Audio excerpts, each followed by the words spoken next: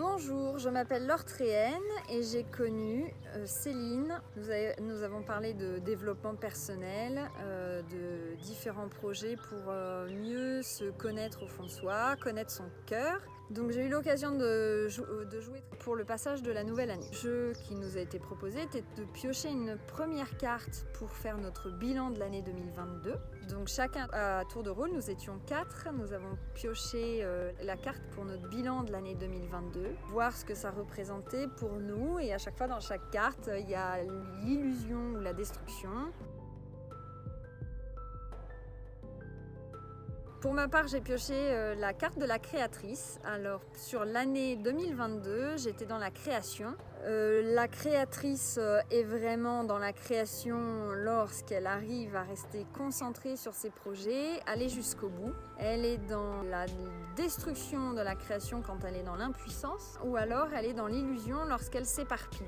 Alors, l'année 2022 est arrivée après 2 années qui ont été chamboulante pour ma part.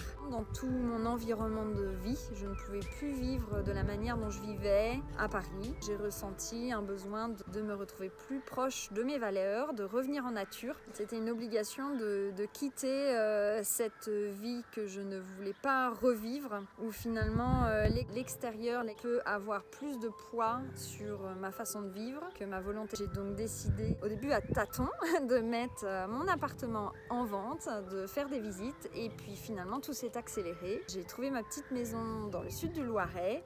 J'ai donc changé mon cadre de vie. J'ai rencontré des nouvelles personnes qui étaient proches de mes valeurs, et ça recoupe complètement avec finalement mes aspirations de vie de jeunesse, où j'ai beaucoup été à la campagne. J'aurais rêvé de vivre à la campagne, mais c'est bien ancré dans ma tête qu'un vrai boulot, ça se passait en ville, plus dans des bureaux.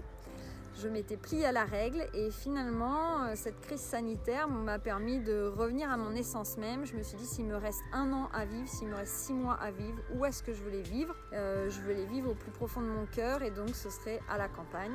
J'ai donc tout changé mon environnement de vie. Avec ça, j'ai réussi à trouver des formats d'échanges qui me tiennent à cœur. Donc j'ai trouvé une petite ferme avec plusieurs animaux, un cochon, de lama, des poneys, un lapin, des chevaux.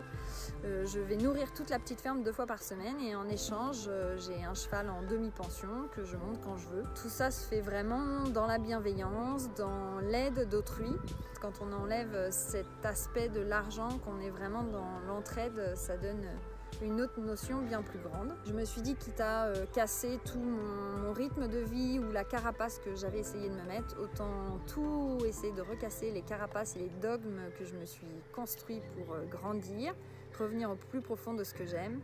Et donc j'ai énormément avancé dans différents projets, développement personnel, énergéticien, acupuncture, astrologue. J'ai réussi à ne pas m'éparpiller dans le fait de choisir un nouveau lieu, et puis ça a abouti. Alors ça, c'était pour la carte 2022. On a essayé de se projeter sur l'année 2023, c'était le passage de la nouvelle année. Nous avons pioché 3 cartes chacun. Une carte liée à l'air, à la pensée, donc avec les fées. Une carte liée à l'eau, les sentiments, avec les sirènes. Et puis à l'action, qui est la carte des centaures. Donc voilà, chacun a pioché ses cartes. On a bien échangé. On a envie d'y croire, on a envie de jouer au jeu. Les cartes sont très très belles à regarder. Il y a autant de détails que de grandes images. Les lumières sont belles, et donc on peut vraiment creuser au fond de nous, et ça peut remonter autant des combats qu'on a travaillés au sein de nous-mêmes que des inspirations pour le futur.